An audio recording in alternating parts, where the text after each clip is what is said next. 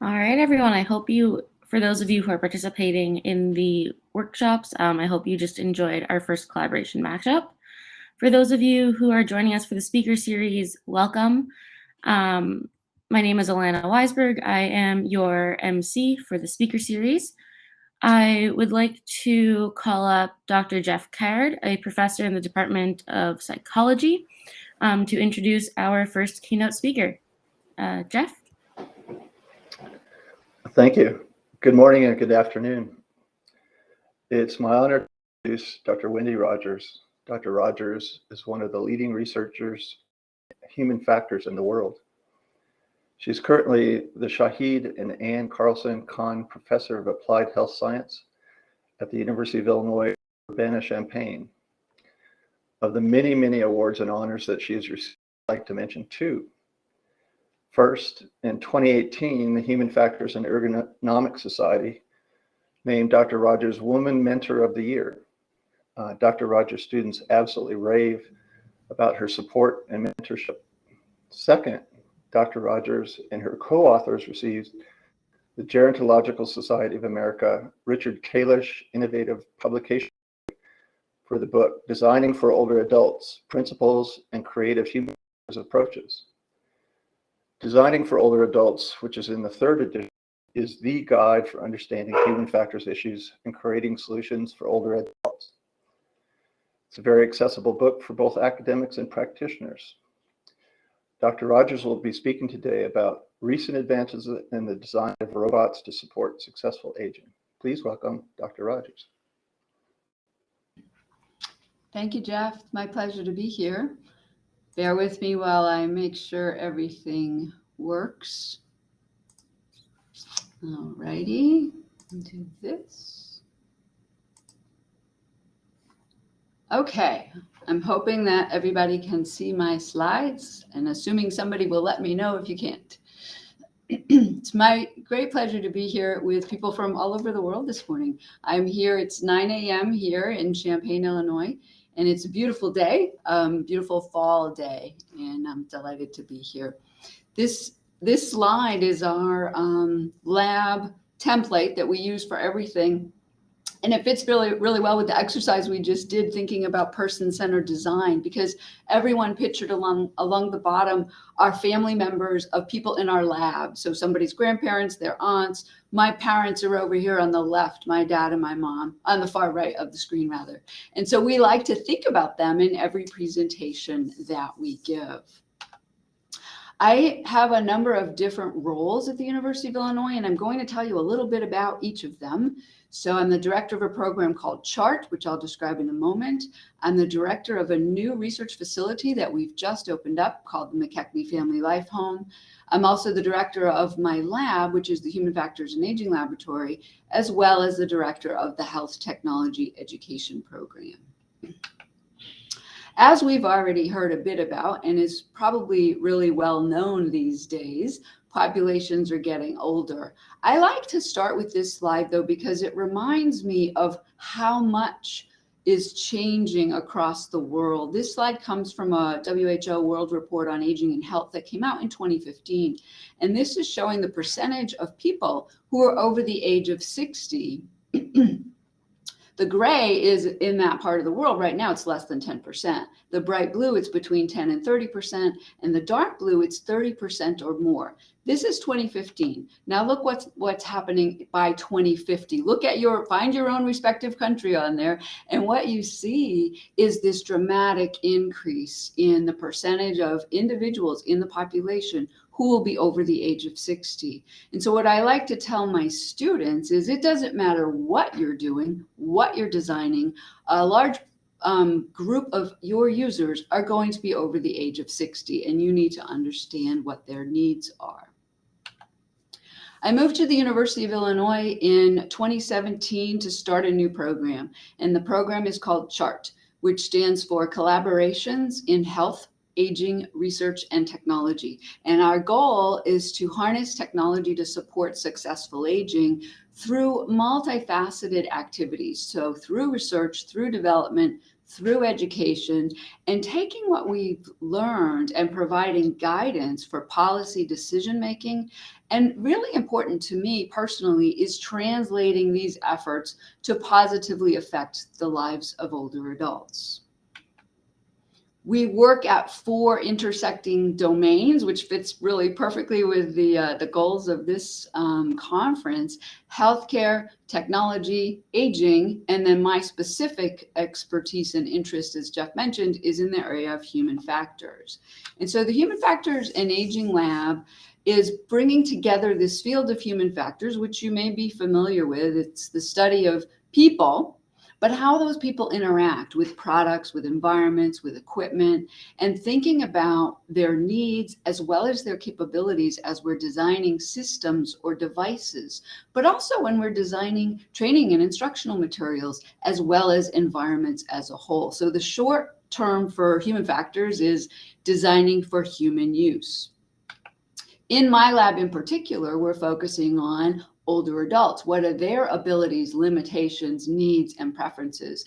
And we really like to emphasize that we don't design for older adults, we design with them. They are actively engaged in every study that we're doing to ensure that we're developing usable and useful products and systems, effective training and instructional materials, and getting to that point of deploying and introducing these technologies into their everyday environments.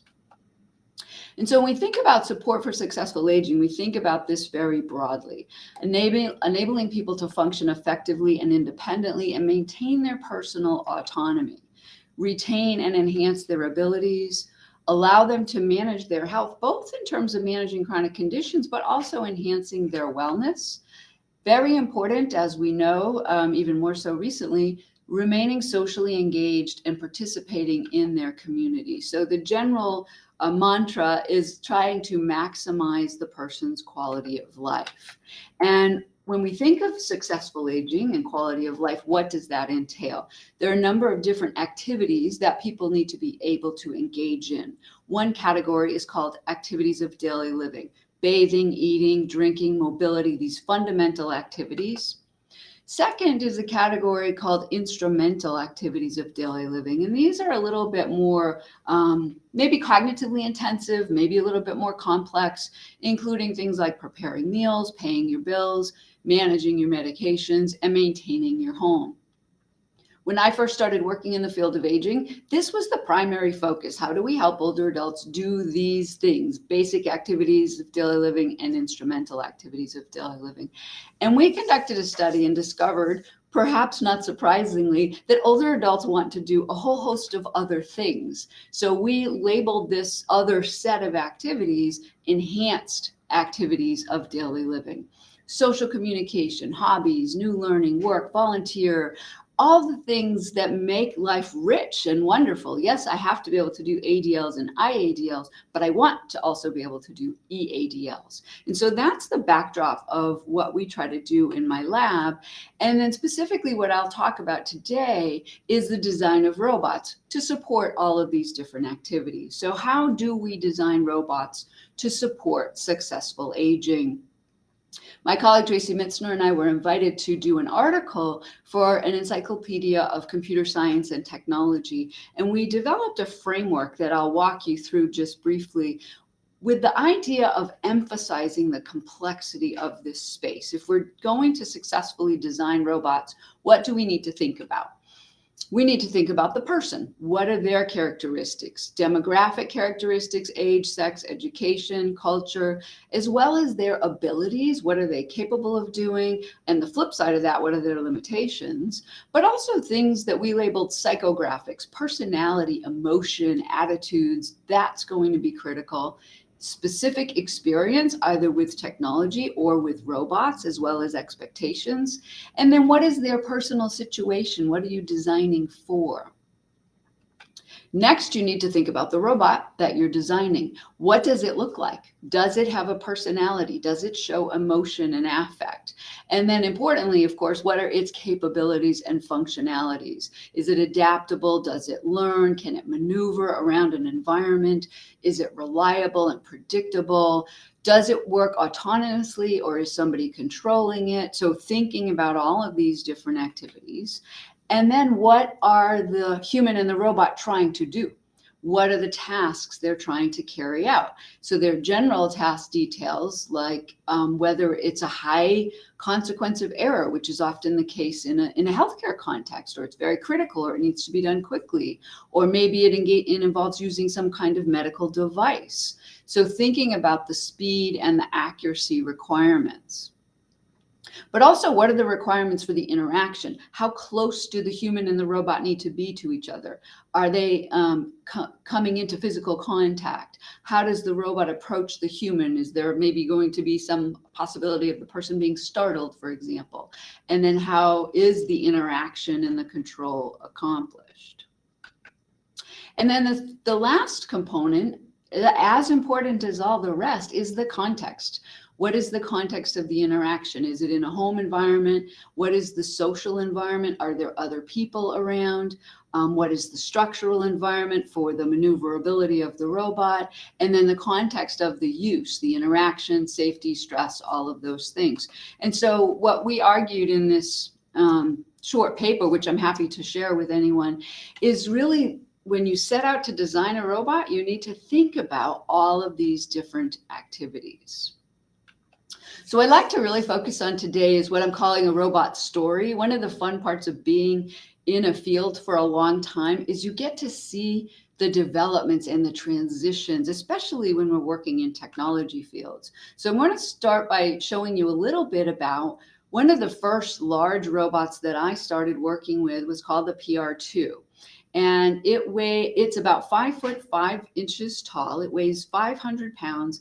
And it cost $400,000. So this was developed for research. It wasn't for you to, go to the store and purchase it. It was developed for research.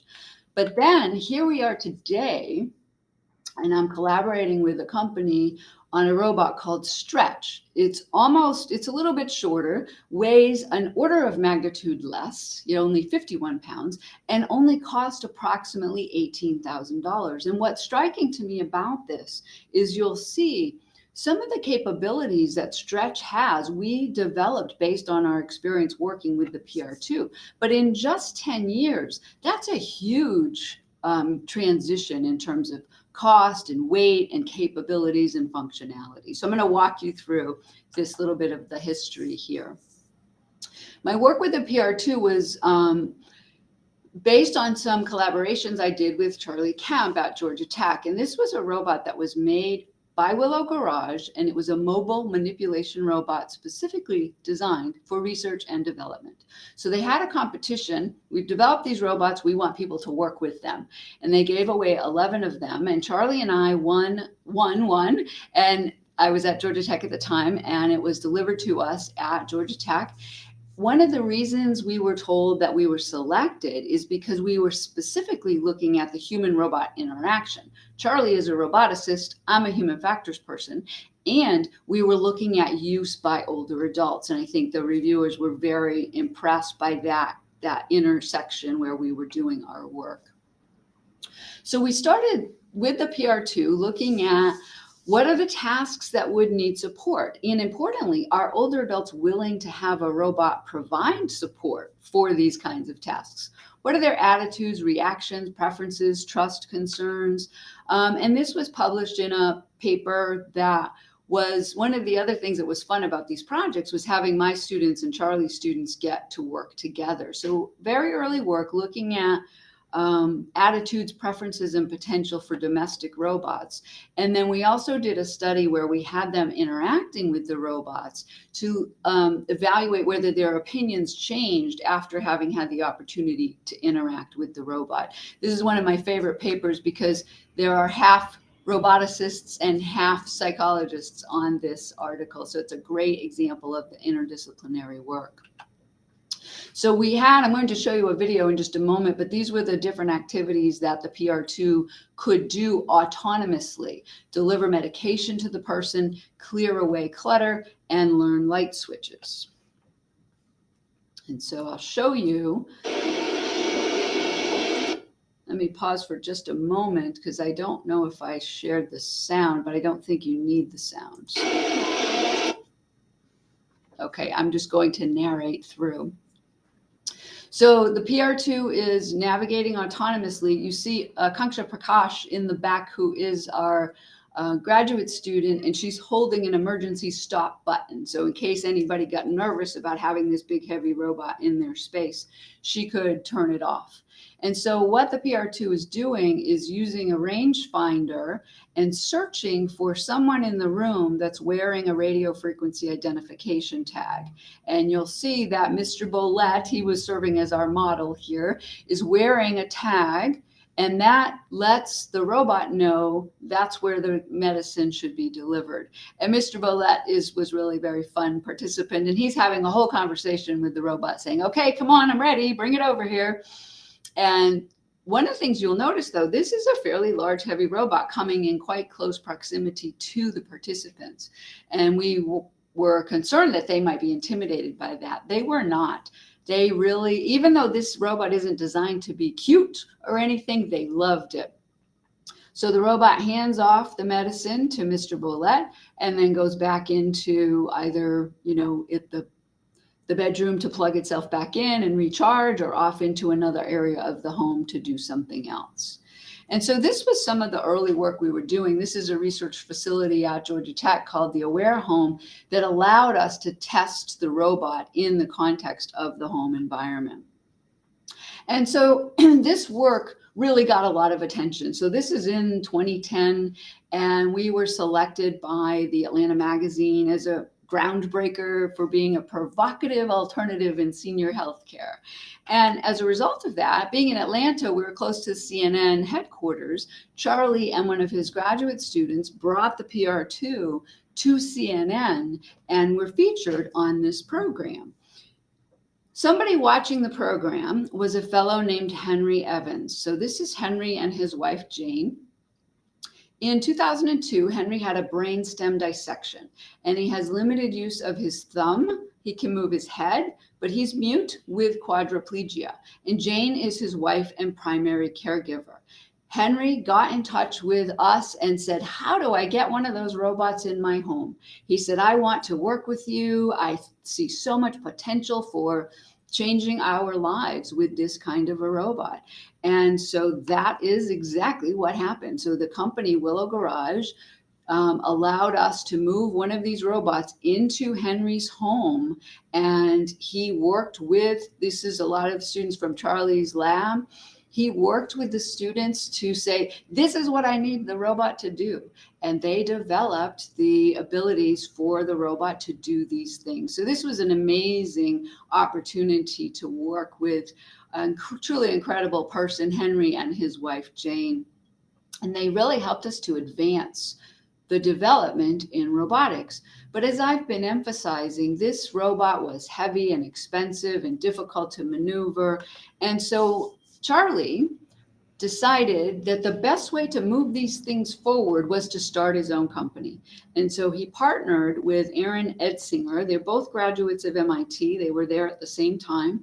Their mentor designed the Roomba, which is one of the very early robots that is available.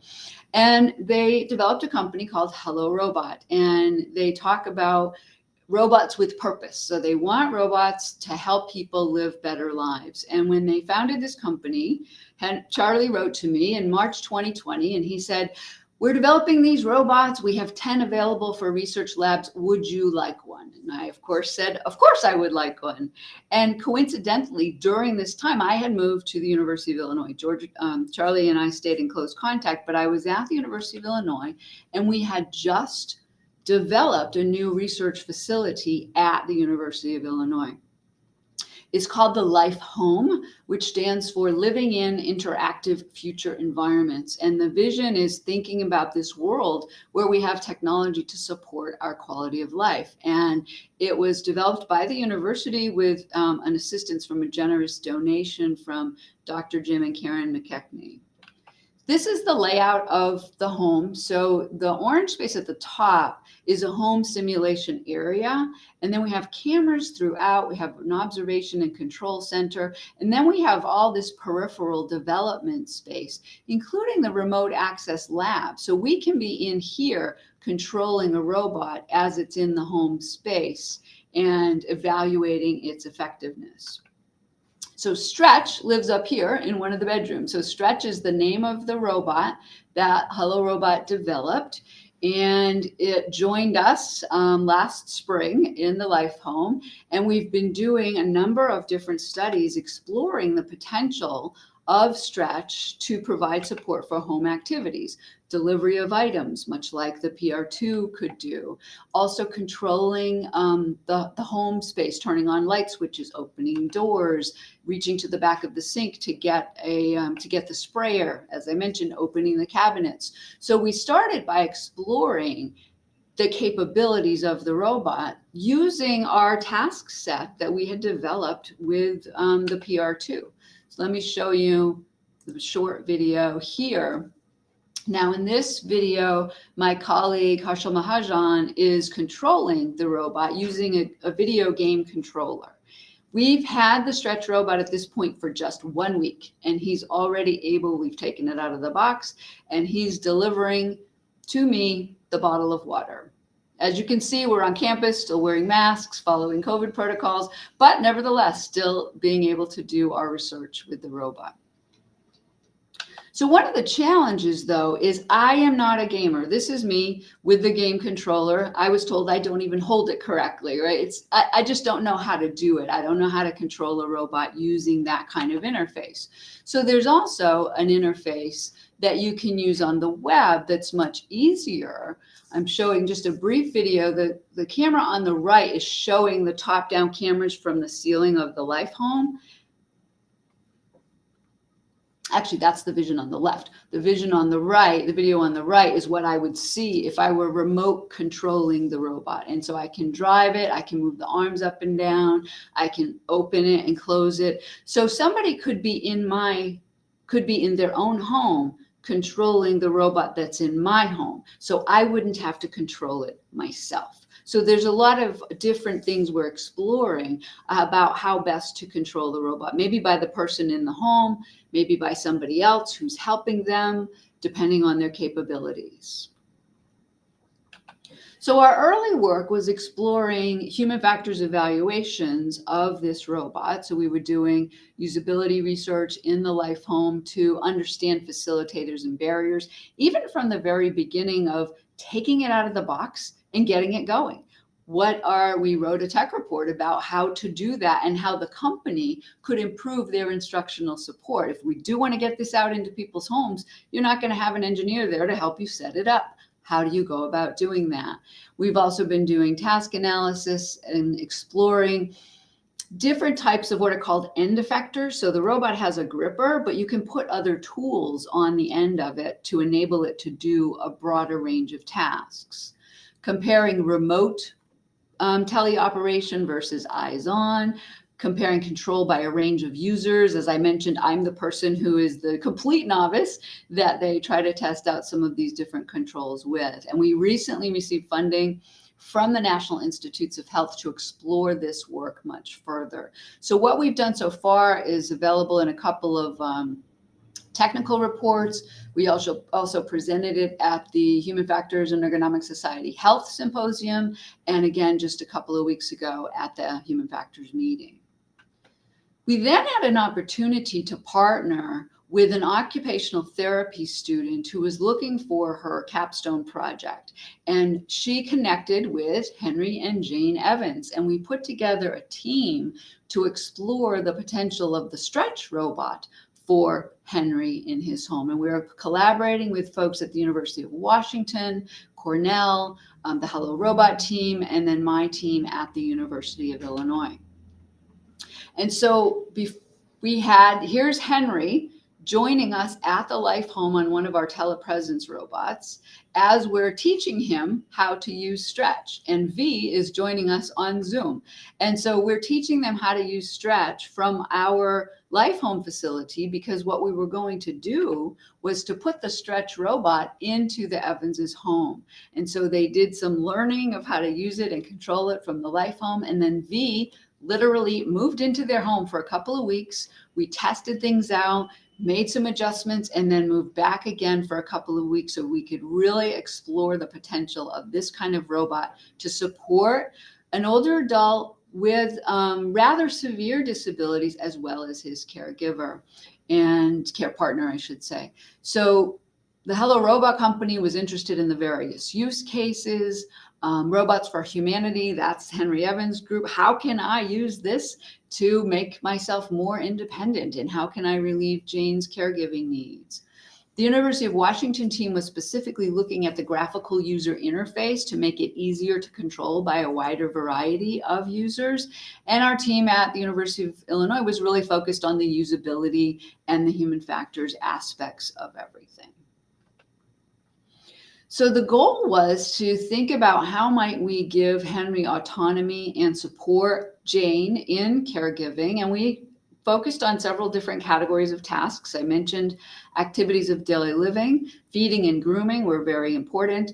Instrumental activities of daily living, which turned out in Henry's case to be the ability to use a printer. And I'll show you some examples, but he likes to be able to look up menus and share them to Jane. He would write poems and songs and then print them and send them to his wife. You know, it's just a wonderful love story, as you'll see the two of them together. But then also being able to play games with his family using the robot.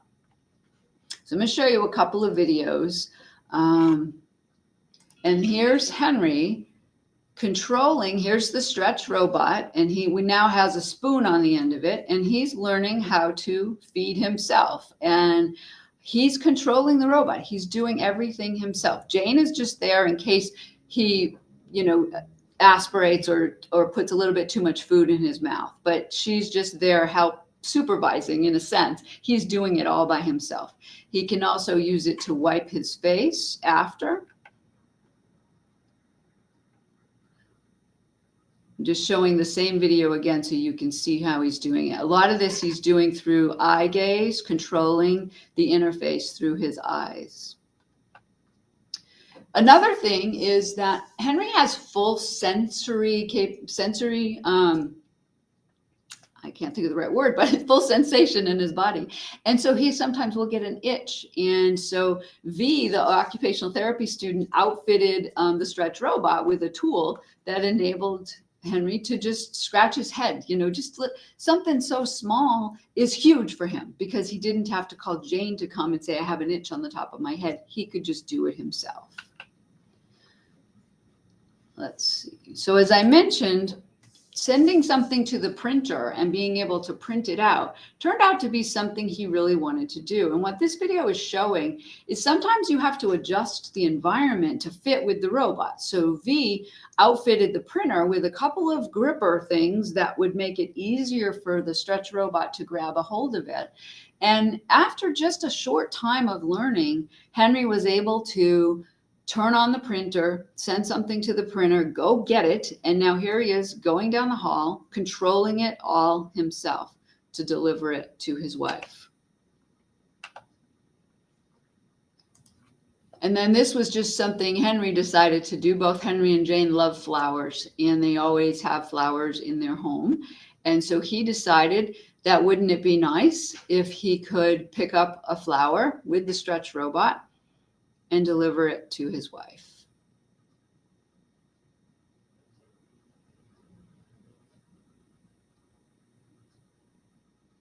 We always joke with Jane that she was just totally taken by surprise. This was not staged at all. And he's just thrilled, to be able to do that. So these kinds of, quality of life things that you can see that he's able to do with this robot.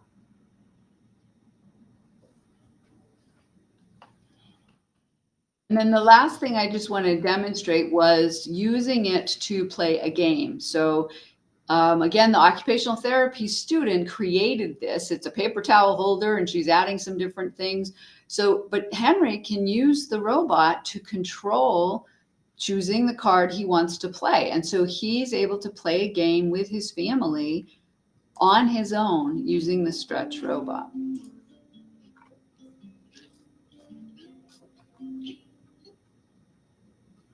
And so this illustrates, this is what it's showing what he can see if you had it turned around. But he can use the stretch robot, pick his card, play his card.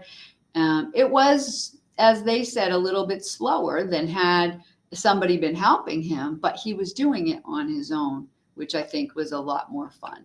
And so if we think about the impact of this, so this is a post that the intern made, that V. Wynn made about her experience in the home of the Evanses. And when she posted that, a very well-known photographer named Peter Adams said, can I come and document all of this? So he does a lot of photography of technology developments. And so he set up a whole photo shoot at their home and documented everything that they were doing together, which I'm excited to see the additional exposure that will give to this robot.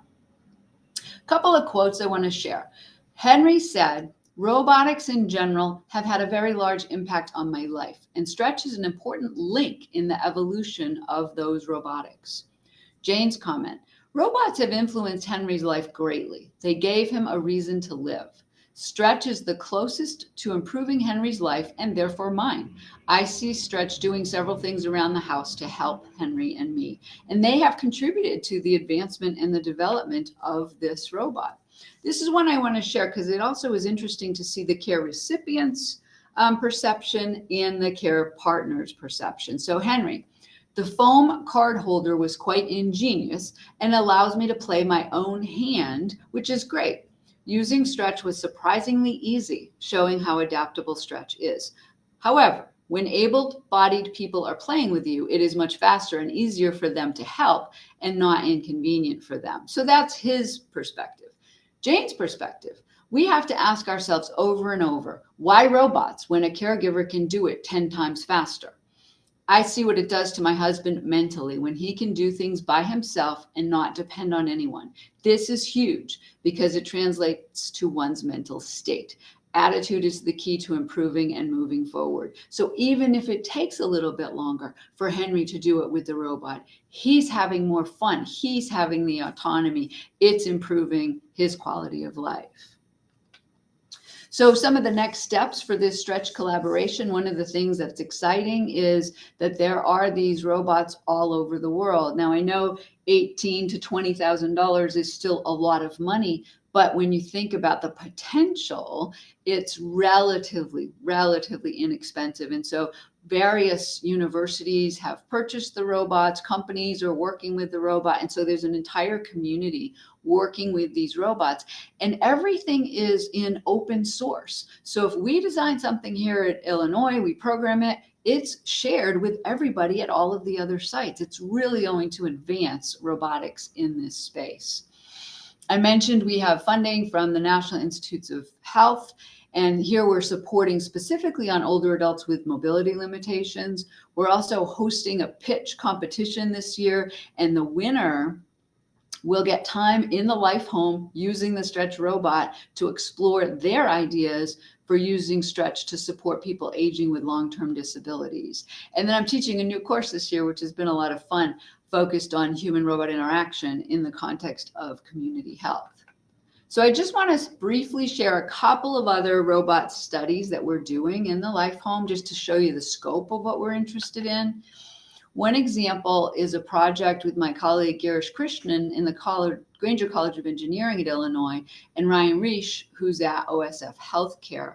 And we're exploring what they call soft and dexterous service robots to support healthcare at home. And the idea is you might have a rigid robot arm with a soft extension coming out of it so that you can reach up onto a shelf and not knock everything down. You can hand something to a person, less likelihood likelihood of injury. And so this is funded by a pilot grant project. So we're just getting started, but what we're looking at is healthcare providers' ideas for using this kind of robot for telehealth.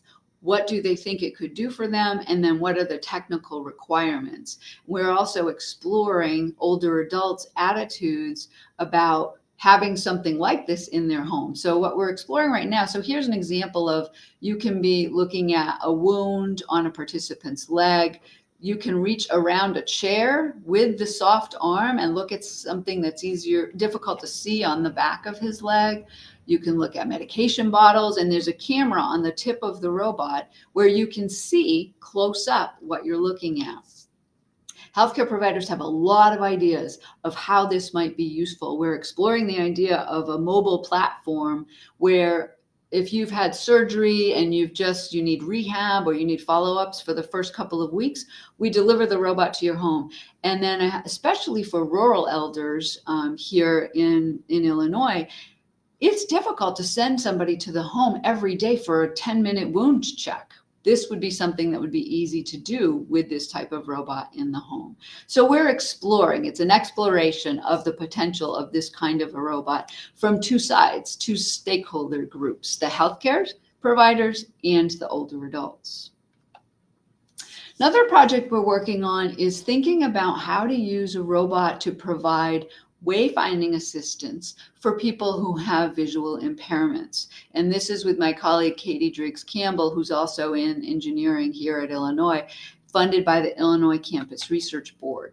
And so thinking about how can we support individuals who have visual impairments when they're navigating unfamiliar and unstructured indoor spaces.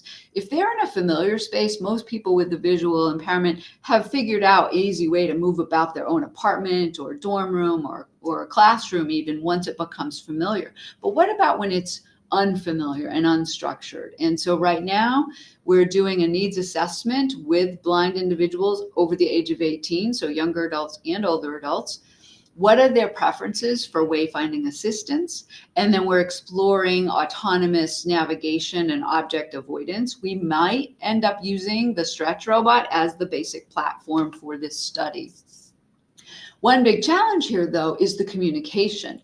How should the robot communicate to the person about what direction to go, or if there's an obstacle in front of them? And so we're exploring different ways of communication. Should it be through sound? Should it be through haptics? Should it be through voice? So this, again, is an exploration study with a lot of potential, I think, to support people of all ages with visual challenges. Third, we're very interested in the role of socialness of a robot. So for all of these robots I've been describing, I haven't really talked about what they look like or their personality or how social they are. And so that's another project that I'm exploring with Travis Cadillac and Megan Bales in my lab. And this is one survey that we did where we showed people different videos of robots that varied in how social they were.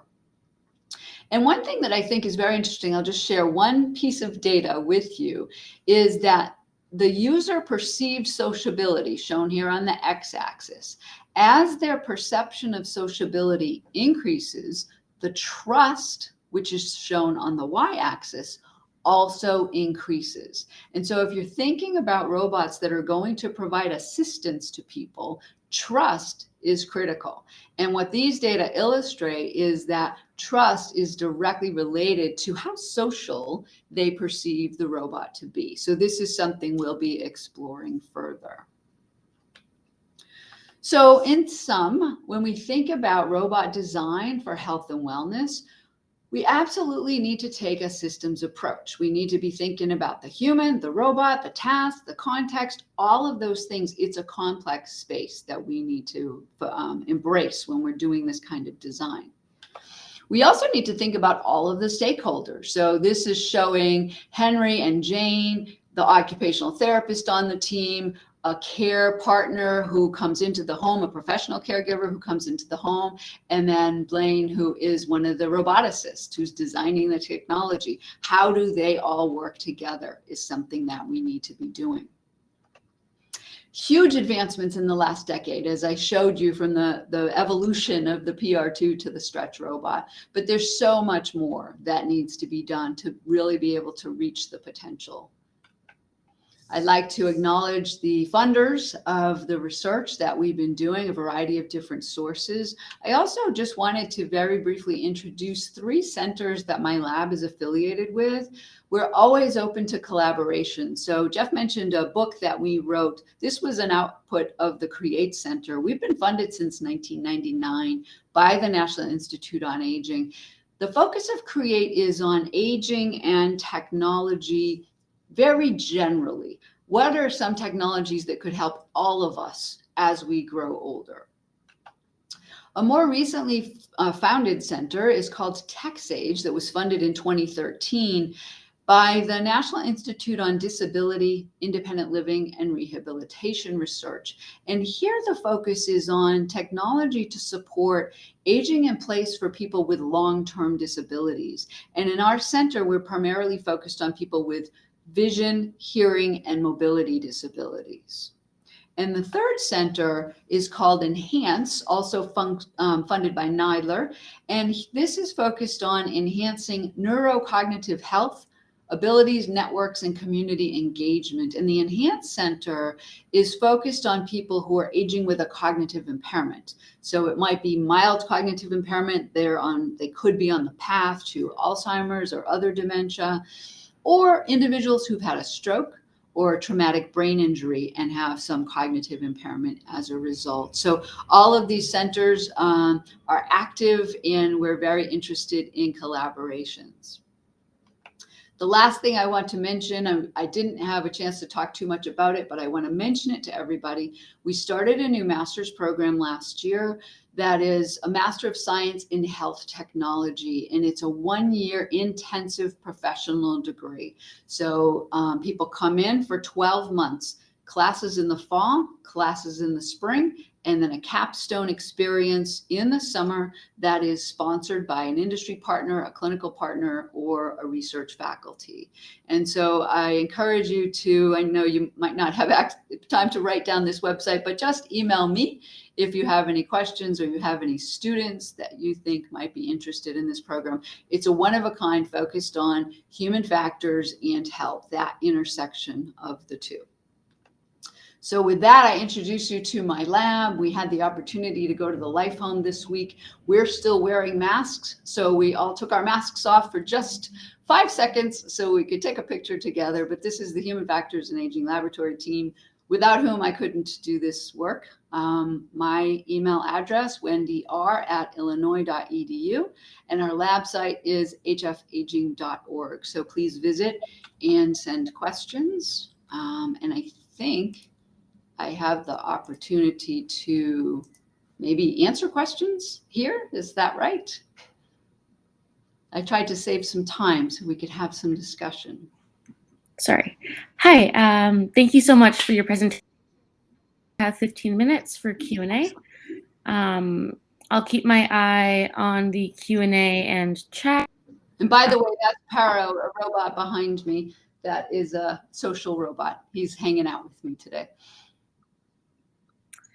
Sounds good. So, Dean, if you don't mind keeping your eye on the hand raising, and I'll keep my eye out on the chat and Q&A. If anyone has questions, you can type them out or raise your hand, and you'll be invited up to the stage to ask your question.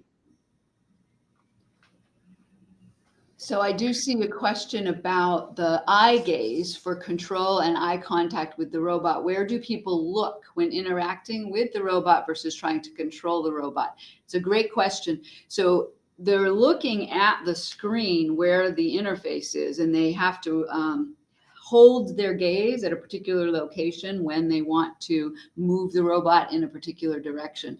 But one of the things you might have seen in the video with Henry was he was having to go back and forth. I'm looking at where the robot is, I'm looking at the screen, I'm looking at where the robot is, I'm looking at the screen. That's one of the complexities.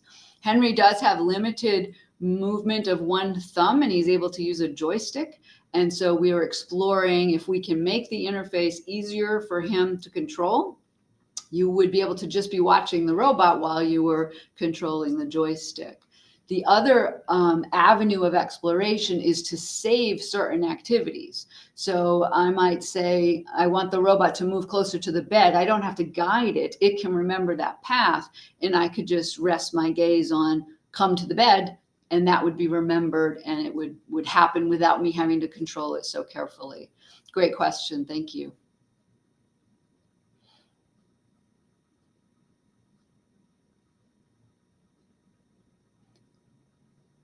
How soon do you think it will be before these devices are commercialized? You know, you can buy a stretch robot right now, so it is commercially available, but it's really still, I mean, it's available for anybody to buy, but it's still a research robot. So as I mentioned, there's still a lot to be learned as we're moving forward. But I envision within the next few years, having these robots in the home. I mean, Henry has one in his home and is using it. So it's very close, I think, for certain kinds of activities and certain kinds of users. When they'll be available for everybody broadly, I don't know. But I also think in places where multiple people live, so in assisted living communities, for example, they're likely to adopt robots more quickly because it's more cost effective. You could have one robot helping multiple people. It's really on the horizon. I don't want to make a prediction, but it's coming more quickly than we might think.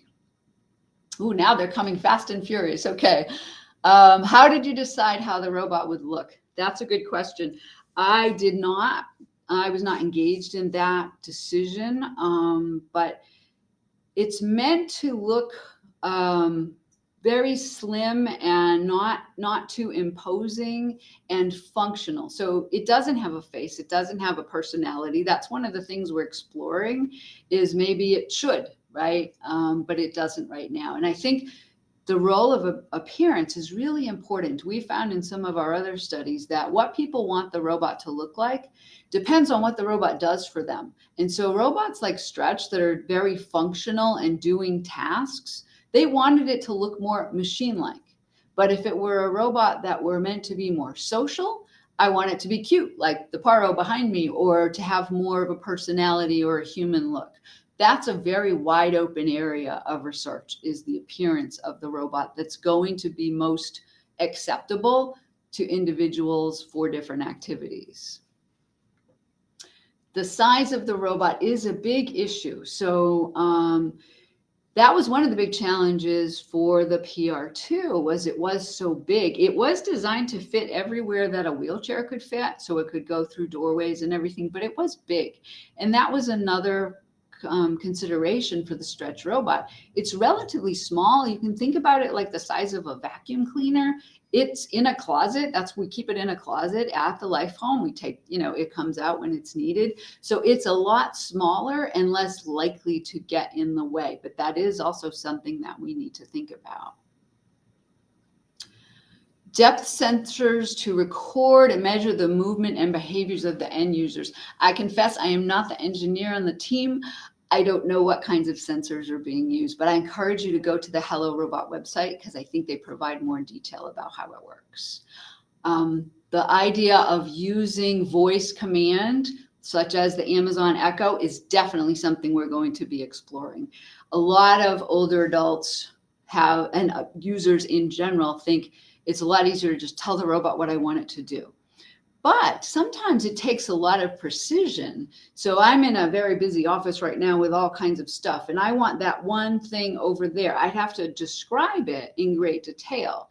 My colleague Charlie Kemp has shown that if I could just use a pointer and point at what I wanted, that's actually much faster. So we're looking at different ways of communicating. People think voice because that's what they're familiar with, and the Echo products are a great avenue to explore, but we shouldn't be limited by that. In the Enhance Center, could you talk more about what is being done to work with people with cognitive disabilities? Yes, so we have the way these NIDLR centers are set up, it's a rehab engineering research center. You have to have research projects and development projects. So we have a needs assessment project that I'm lead on. We have another research project that Sarah Saja is lead on that is designing a technology tool to support activities in the home environment. A third project is a development project looking at enabling people with cognitive impairments to use transportation software. So like Google Maps. Google Maps could be so helpful if somebody is having difficulty with navigation and wayfinding and cognitive issues, but they're difficult to use. So developing instructional support and training for wayfinding apps. And then the fourth project is looking at support for prospective memory in the home environment. So Jeff, I encourage you to go to the Enhance website, and there's a little bit more description about the different projects, but there's quite a range of things we're focused on. Let's see, were there any technical issues that could cause frustrations when using the robot? That's a great question. Yes, and I think that's why you engage someone like Henry and Jane. They understand how robots work. They would, we had some technology failures and things that we had to adjust. Rather than get frustrated, they were helping us to try to figure out how to use it. But if you're trying to move towards commercialization and putting it in people's homes, you absolutely need to minimize those types of frustrations. Those are the kinds of things we're trying to solve in the life home before we put it out into people's homes. Excellent point. Let's see, there were a couple about the voice commands. I think I got at that. What do I think needs to be done to get the price down? One of the things we've been trying to think about is, instead of having one robot that does everything, to have specialty robots. So the analogy is, in your home, you have an appliance that washes your clothes and a different one that washes your dishes and a different one for the vacuum. That reduces their cost. You're not trying to have one device that does everything. Same thing with the robots. And so by thinking about what in business I've learned they call the minimum viable product, what does it need to be able to do at the bare minimum to be useful, that helps bring the cost down. And I think those are some of the things that we're focusing on. Did we use any specific methods to investigate satisfaction? Yes, absolutely. So we use standard technology acceptance model components from Davis's work in the late 80s. So perceived ease of use, perceived usefulness, perceived enjoyment. We've also in some studies used the NASA TLX, which is a subjective workload, which gets at frustration, which was one of the previous questions. How difficult is it? Is it frustrating? How much cognitive effort is required, physical effort, and so on. So we try to use tools that are off the shelf, so to speak, that have been used for a long time in the field of human factors and in technology development. We add our own as well. We've developed a few measures. I have a technical report that describes them all. We have a robot opinions questionnaire, robot preference questionnaire, and a robot experience questionnaire that we've developed ourselves. Oh, trust with the robot. Great question. Again, same thing. There are some standardized trust measures that are used. But one of the things we did in one of my students' master's theses, we did a qualitative evaluation about the PR2 and the what led to people to trust in a robot. And it was very interesting because it was an in-depth qualitative evaluation of what kind of characteristics do they want their robot to have if it's providing them with care. And they want it to look a certain way. They want it to feel a certain way. They don't want it to be hard or difficult if it's interacting with them. They have very clear opinions about what it would take to trust them. So you can use a trust questionnaire, but I also found the qualitative interview questions to probe a little bit more about the trust opinions to be very, very informative. And again, happy to share any of these things that we're talking about with people.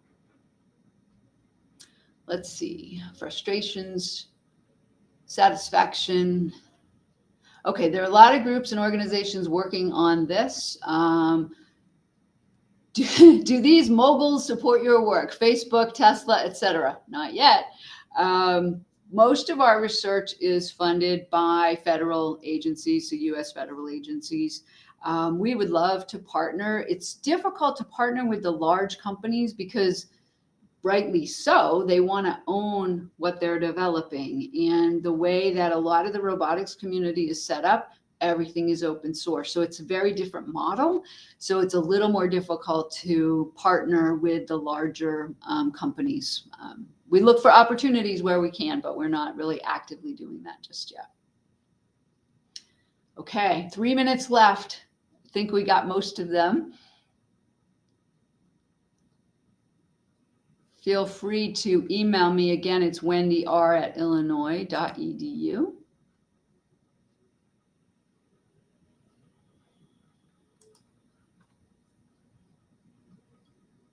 Thank you so much for your engagement and wonderful questions. I really enjoyed this opportunity to meet everybody virtually. Have you worked with diverse backgrounds to help design friendly robots, such as animators, theater folks, and character designers? That's a great question because that's their expertise. Exactly. We do have somebody on our team who's an industrial designer, and we just had a faculty member move from Disney to the University of Illinois, and that's what he was working on, was animatronics. And there's another company that's designing another pet, like the Paro is a baby seal. He's designing a dog, a robot dog, and he's working with the designers that develop the Muppets. So, I mean, I think that is the way we need to go. And it's a great example of broadening our thinking about interdisciplinary activities and including designers and they'll have ideas about the development and options that I can't even imagine. Good question. Thank you.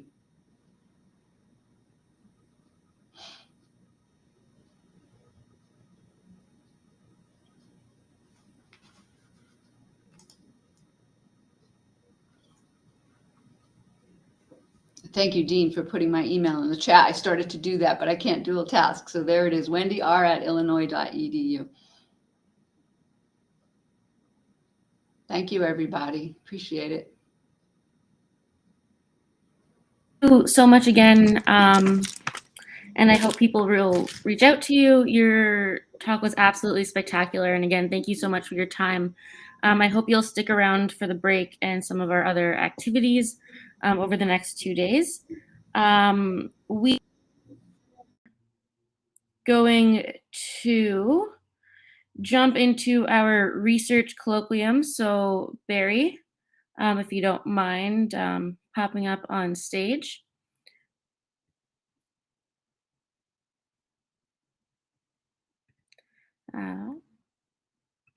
We are ready for our research panel. All right. Well, good morning, everybody, and welcome to Innovative Solutions for Healthy Aging. I'm really pleased to be here. Absolutely appreciated the presentation that we just had from Wendy. It's fantastic work, and as an industrial designer, I'm quite keen on seeing some of the characterizations that Gina asked about. This morning we have our research colloquium, and just double checking the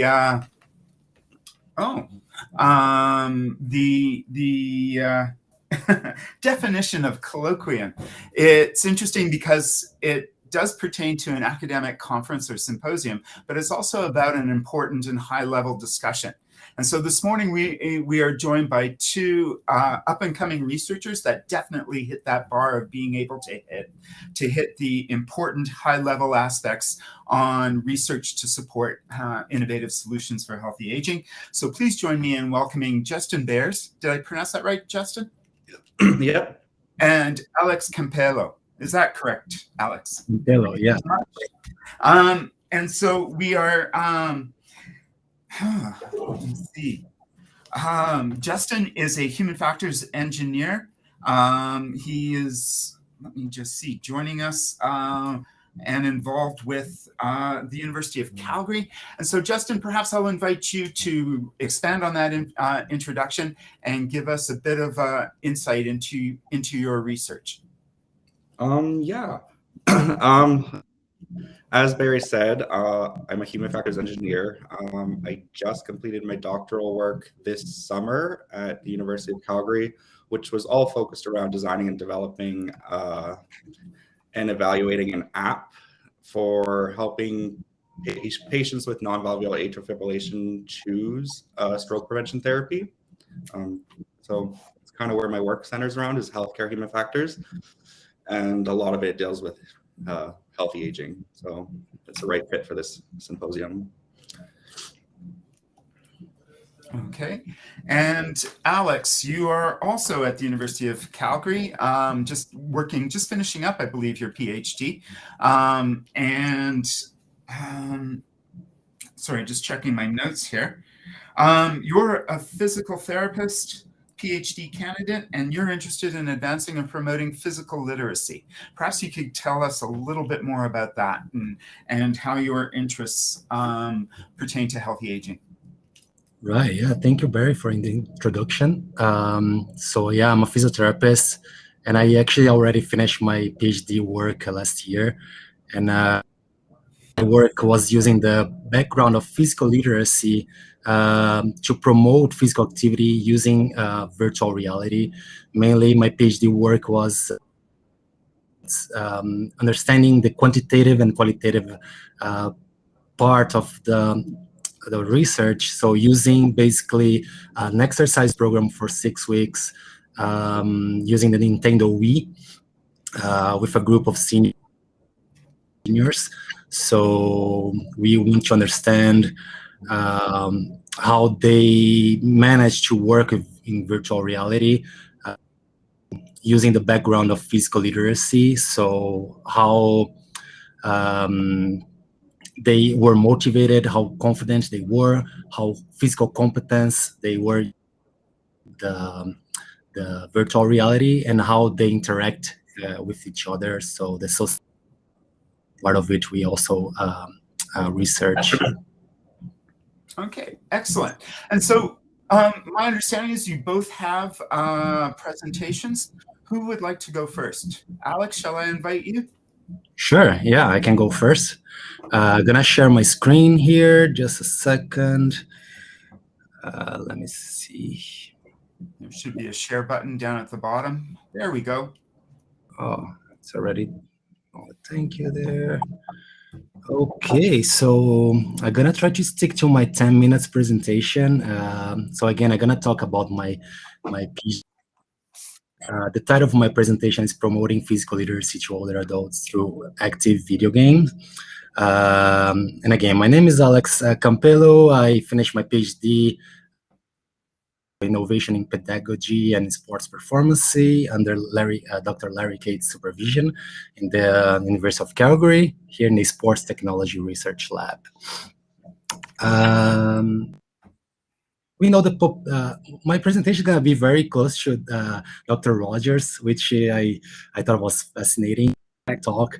But again, we know the world population is aging, and by 20, it's expected to double the number of seniors people up to 2 billion seniors. So it's going much faster than.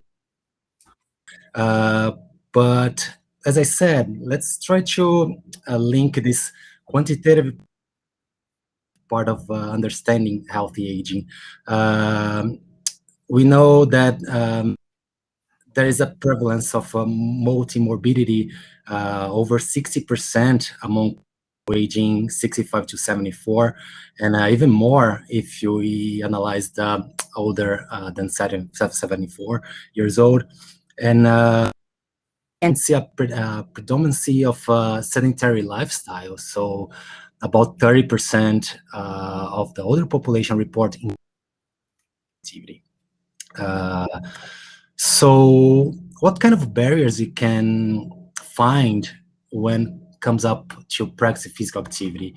So I came up with a behavioral, cognitive, affective, and physical barriers for not engaging in physical activity. So behavior would be like lack of time. That might be just like an excuse because the time for physical activity. In terms of cognitive, seniors don't really know the benefits of practicing physical activity. In terms of affective domain so they can sometimes present fear of injuries and lack of motivation and confidence. And in terms of physical barrier,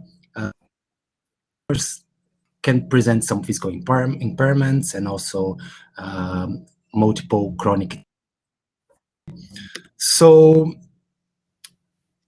the physical literacy is a theory that recently is being more accepted by healthcare providers. According to the International Physical Literacy Association, the definition of physical literacy is the motivation, confidence, and understanding to value and engage in physical activity for life. So if you check the 4 domains of physical literacy, it's very linked to the barriers practicing physical activity. So if you understand how people are engaging in physical activity under these 4 domains, maybe I can correct it better and make people more engaged and benefit from what the physical activity can. So, and also, how can we use the technology to support the practice of physical activity for older adults? There is a lot of wearable technology nowadays. So trackers, just a wristband that kind of capture your movements during the day or even how you're sleeping during the night. And also we can use the virtual reality such as the active video games like the Nintendo Wii, the camera, the Kinect camera, for example, or even the goggle, right? The 3D, immersive 3D virtual reality. So coming up with physical exercise programs, challenges provided by technologies, maybe you can increase engagement, prevent delay the risk of illness, and also improve overall health status. So, as Dr. Rogers said, maybe we have to analyze in a socio-ecological model how is the person or how is the individuals that are in this physical exercise program using technology. And so understanding the factors, the structural factors. So if we understand in a macro level, if the government, for example, is providing some physical exercise programs for the population, and how is this accepted in terms of social cultural context? How are the policies? Is there like some guidelines to practice physical activity? Then a first evaluation of the individuals and the structural part of it is needed to build strategies to attack what is needed for this group of people or just one individual. And what type of technology you're going to use? Is just a commercial or is it customized ones? What type of a location these seniors are located? So it's a community center, it's an independent living facility, or nursing home. And then the outcomes that we got using specific strategies or using specific technologies, they increase their motivation, their confidence, or physical competence. So reevaluating all these outcomes and bringing up maybe new ideas or new people using like a multidisciplinary people, right? Like a group of people to work with these seniors would be great, and then try to go through this cycle again. So this is how we understand, and we try to test this. So we came up with a quantitative approach on RCT, so a randomized control trial. Selected 40 seniors to participate in our research. We look at the functional mobility, the motivation, the confidence. They are using the Fitbit to check the daily step count, and also how they understand, how they know about the benefits of. So we separate them, randomized into training, the conventional training without any technology, just the wristband, and also no training. So they were asked to just to continue their own activities during the day.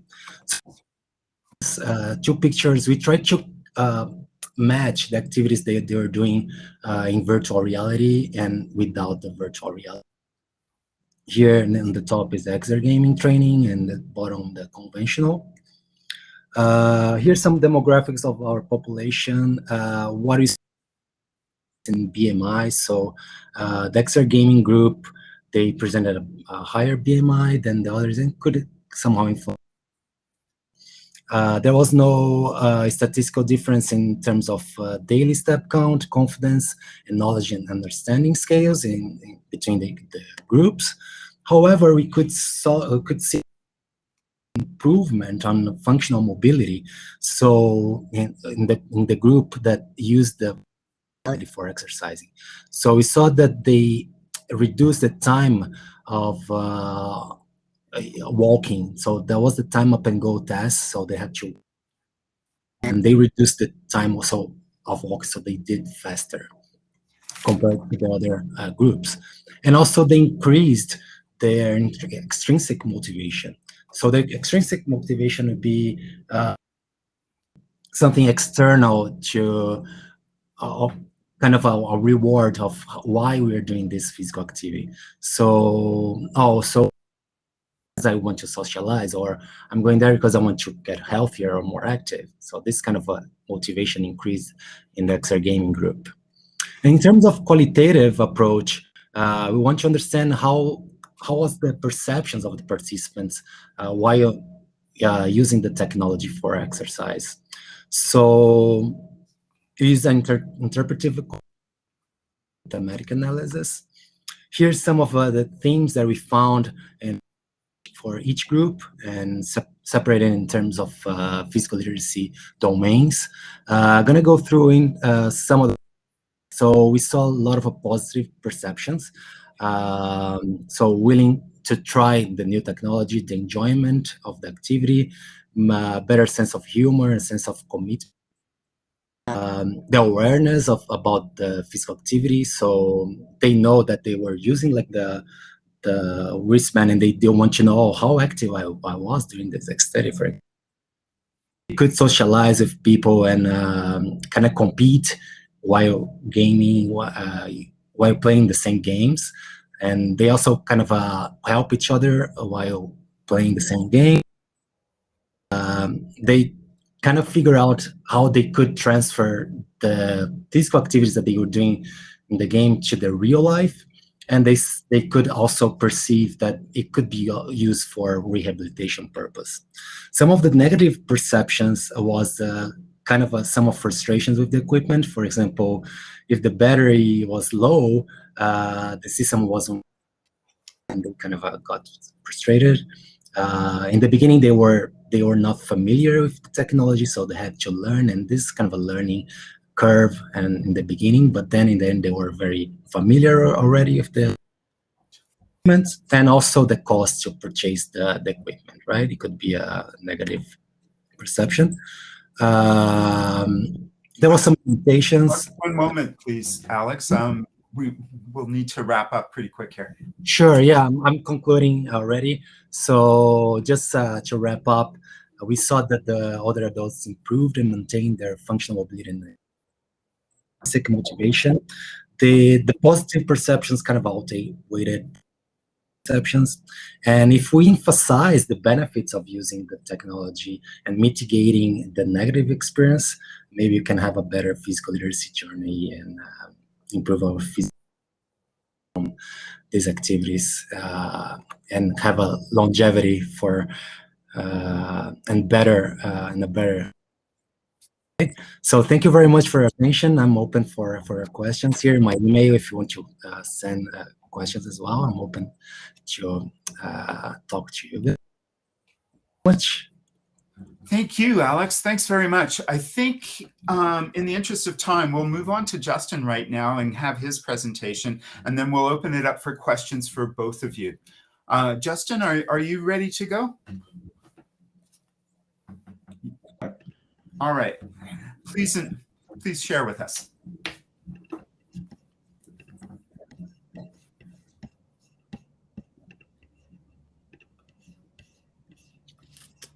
All right, so thanks for inviting me to today's, I guess, session.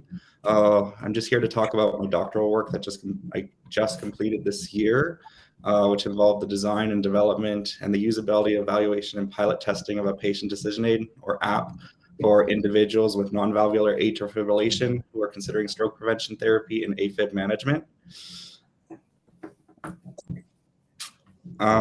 In terms of today's presentation, I plan to cover the following: a brief introduction and objective, just outlining what AFib is, a timeline of my research and the evolution of this app that I've been working on. I'll then share 3 points from each of the 3 phases of my work. Phase 1 was the design phase, phase 2 was the usability evaluation phase, and phase 3 was the pilot testing phase. So I'll share 3 points from those phases, and then I'll wrap it up with some conclusions. Now, as I go through today's presentation, there'll be several images from the Rapid AFib Decision Aid on your screen. For example, this image that you're seeing on the screen now is of the Decision Aid's welcome page. These images will correspond to the different phases of development, while also representing the experience of a user progressing through the decision aid in real life.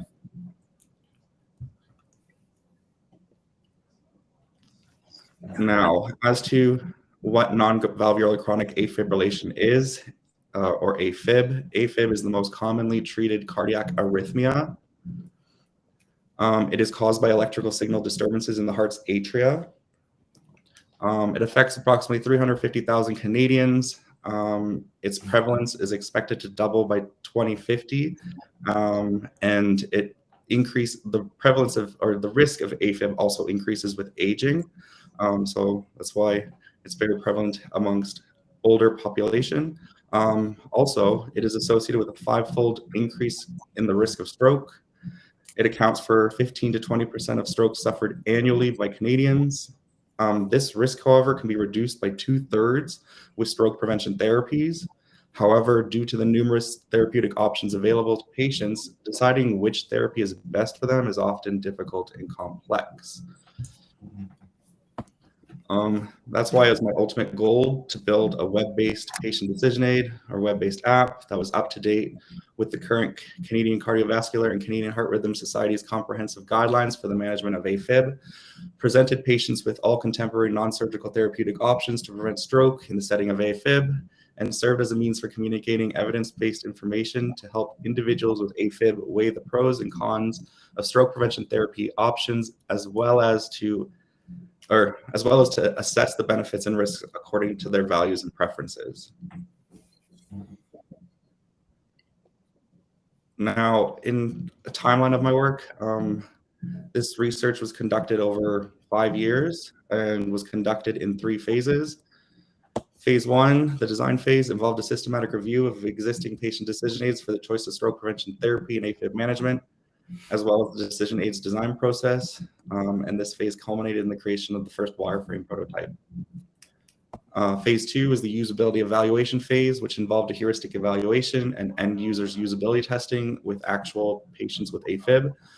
During this phase, the wireframe prototype was revised after the heuristic evaluation and officially developed up to the end users usability testing. And lastly, phase 3, the pilot testing phase. This involved pilot testing the decision aid, again, with patients with AFib. Okay, so now as for 3 findings from the design phase, phase 1. First and foremost, 8 design goals were key to the decision aid's successful design. These goals included building upon the findings of the systematic review that was conducted in 2015 and then updated in 2020. Personalized risk information according to self-reported risk factors, provide basis for preference construction, ensure that the decision aid could be used independently by patients before their clinic visit, design the decision aid to be easy to use and understood, to use a responsive mobile-first design, and to align contact with relevant clinical practice guidelines, and to gain approval of the decision aid from heart rhythm experts in AFib management.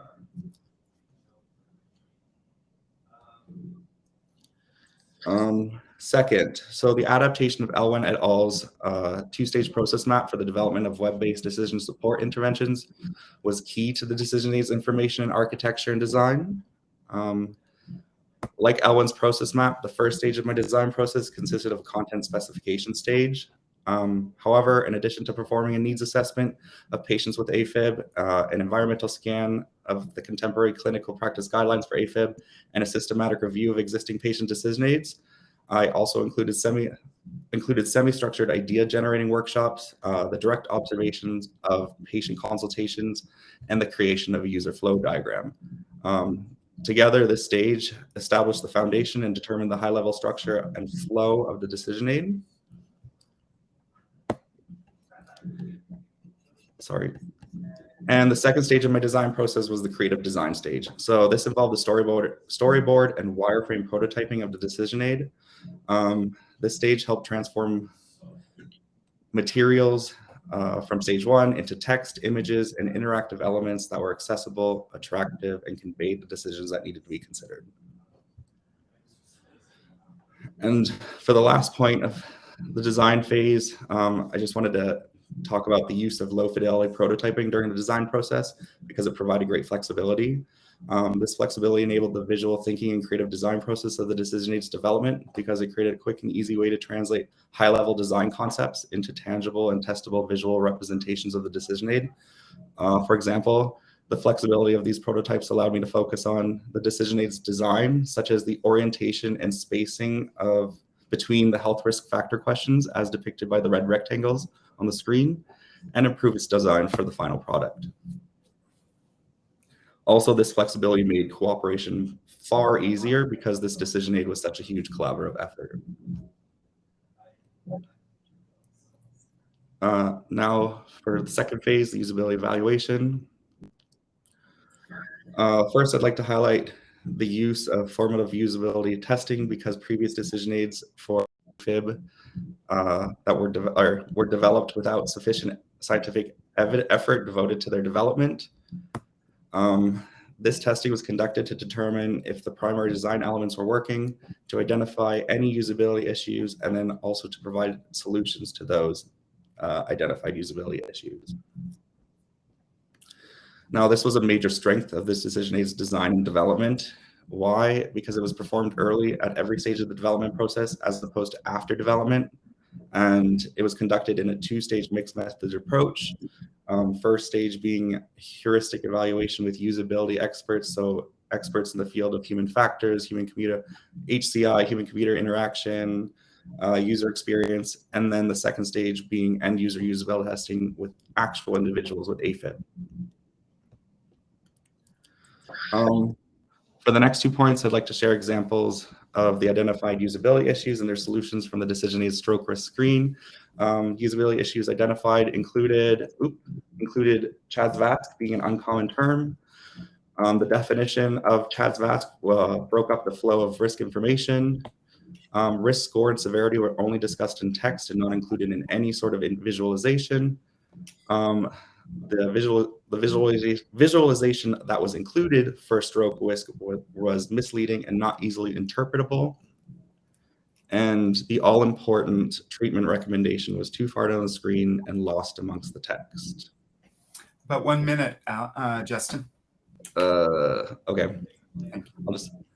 Sorry. No worries. Sorry to interrupt. Yeah, so once these usability issues were identified, they were analyzed 3 ways. First, they were identified into broad themes, and then they were also analyzed with respect to Nielsen's 10 usability heuristics, and then they were characterized according to source events. So this analysis was then used to assign a severity rating to these issues based on frequency, impact, and persistence. And then these ratings were used to prioritize changes that needed to be made. For example, the decision aids visualizations were given top priority because they had the most source events. And now, I guess, since I only have a minute left, I'll talk about solutions to these usability issues. To resolve these identified usability issues, information of the content was limited to one topic per screen. This broke down the original screen's information into individual bite-sized pieces. For example, the first screen detailed the user's risk score and severity and included a visualization of this information. The second screen detailed the user's stroke risk. Risk was framed in both the positive and the negative, and the visualization was changed to an icon array of 100 faces to create a familiar reference point for the user. And lastly, a screen was created for the treatment recommendation itself, and shading was used for emphasis. Is my time up? Barry? Yeah, no, go ahead. Continue I think we've got another minute, so please go ahead. Okay, so lastly, I just want to talk about some points from the pilot testing phase, the last phase. This phase was unfortunately cut short due to COVID. However, the information that we gained from it was great. Feedback was mostly positive. Users found our app to be easy to use, clear, and it met their user requirements. However, it's important to note that one participant, the oldest participant at 70 years of age, did require some coaching and stated that the decision aid took too long to finish despite completing it in 8 minutes. So it might be that there's some technological comfort that could have compromised the experience of this decision aid, but it also indicates that more testing with older patients is needed, as well as there might be the need for on-site coaching or staff just to help assist some users through the experience with this app. Feedback from healthcare providers was also positive. I guess leave it at that. And lastly, we wanted to collect information on the summary report, which is a succinct document that details the user's answers, which can be printed and saved at the end of a person's user experience. And then they can use that as a guide for discussing their preferences and values to their healthcare providers. And feedback was positive, with over half of the healthcare providers indicating that it was either extremely useful or very useful. And one provider commented that they really like this. This is the best part of the decision aid for them. Excellent. Thank you so much. Sorry for going over. No worries. We've got time perhaps for one question for each of Alex and Justin. If someone raises their hand, Dean, can you bring them up on stage, please? Or can you please post your questions in the Q&A? Certainly really compelling research, gentlemen, in trying to mesh technological interventions that really support healthcare and activity. So I welcome both your research and your presentation today. Waiting for some questions. I'll begin with one for Alex. How did you find that the introduction of the technology was a significant threshold with your study group? Yes, for sure. So they were not familiar with the technology that we were using, was Nintendo Wii. So in the beginning, we had to go through all the games that we were using for the sessions and teach them how to use the remote, use the platform that they own to balance themselves. So we demonstrated first how to do it, and then we were their sides to prevent some kind of injuries if it was. So we were there just to support them and answer their questions and help them to use the equipment. But by the second or third sessions, they were already doing by themselves, and they started helping each other as well. So this interaction was like very nice to see how they help each other and they engage right in the activities. Oh, brilliant. So it was something that actually happened prior to COVID, or prior was it was in 2018. Excellent. 6 weeks of exercise program, and we did a follow-up evaluation after. So yeah, we were able to be with them like more closely without some restrictions of COVID now, right? Oh, thank you, Alex. And Justin, we have a question for you. What types of people helped with creating the tool? You did mention, I think it was a bit of a team effort, so if you could elaborate on that. Yeah, so a steering committee, which is essentially my supervisory committee. So we had so I have two supervisors. One is a human factors specialist and one is a cardiologist. So they were on the panel. We also had another human factors specialist who's also a clinician. We had a decision scientist. And then we also contracted a design firm in Winnipeg to help with some of the actual app development. So it was a big collaborative effort. Oh, cool. I thought there was a kind Oh, of and also a polished design touch to it. So yeah. Yeah. Oh, and I also forgot to mention, also on the steering committee was also an AFib patient. So we had clinicians, we had patients, we had design scientists, human factors, just kind of tried to make it as well-rounded as possible. Yeah, to bring a kind of holistic approach to investigating the topic. Absolutely. Yeah, I also really appreciated the sort of the two-step approach, talking to using the heuristic evaluation up front with experts in the field before actually then going to end users. Did that help to target your inquiries with end users after? Oh, absolutely. Yeah, it really helped streamline the process and kind of figure out, okay, these are areas that we really need to prioritize, and it really helped. Yeah, like I said, it really streamlined the whole thing. All right, we've got one question in the chat. I am curious about the coaching experiences both Alex and Justin had with elder patients. Have you considered designing with dyads of users, e.g. user and assistant who is more tech literate? If both of you could perhaps comment on that. And Justin, we were just speaking with you, so perhaps you could weigh in first. Yeah, so I don't have a lot of experience with that. It was just for me, it was just one patient that involved it, but it was definitely something that we needed to, or we are considering moving forward with, and had conversations with, because where this app will be used is at the University of Calgary AFib clinic. And all the staff that we worked with and that evaluated were more than happy saying like, oh, if we're in the waiting room and or have the time, we can sit down and do it with them, because we try to design it as simple as possible, less than 10 minutes, so it won't take up much time. And we also try to design it in the sense that we also know that a lot of these patients from their needs assessment, they do this at home with their partner. So we also had that type of consideration too, is try to design it so that, say, a spouse or a child, they could help them through, not child, but their children could help them through the experience. So it definitely was on our mind. Excellent. And Alex, if you could weigh in, please. Yeah. So while Justin was answering, I was just thinking about the oldest person that we had in the group. She was 95.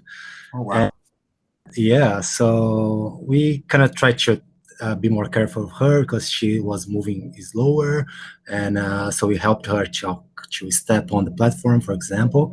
And so example, we know that seniors are different in general, right? So it's very heterogeneous population, and so we have to familiar they are first with the technology that they're using, and then maybe consider go through step by step, like very detailing what they are doing, even to mitigate that bad experience that they could have with the. But like I said, we had like a young group of people working in the background, so helping them, and we could actually teach them how to do the physical activity that they're using, for example. Like I said, in the end, they already coaching each other, for example, and teaching and assisting each other. So I guess in our lab, we believe in this peer-to-peer learning. People can help each other while doing the activity and even evaluating each other if it's the case. So I believe that the more familiar we have with the new technologies, and I think is a developing process that the senior is going to be more familiar as well. Like even if it's a phone or is a remote control, or now when immersive virtual reality. So, but coaching is something that we have to pay attention because, and for example, Nintendo Wii was built for children, right? So we have to kind of adapt the commercialization devices, also customize to their seniors' needs specifically, right? So this kind of adaptation we have to think about. Thank you both, John. Really appreciated both your presentations. Excellent work. And I think with that, we are at the end of our time for the research colloquium. And so back to you, Alana. Thank you. All right. Yeah, thank you guys both so much. Your research is absolutely amazing. If it's okay, maybe you guys can put your emails in the chat in case anyone has further questions for you guys. We have a, well, I guess 8-minute break now. So whatever the 45 is in your respective time zones, Calgary will be 9:45. Sweden, you will be at 5:45. We'll just take a break right now and you'll come back at that 45 mark. Please go back into the regular room, go to tables, talk to whoever you would like, grab a snack, take a bathroom break, whatever makes you happy, and we'll see you guys soon.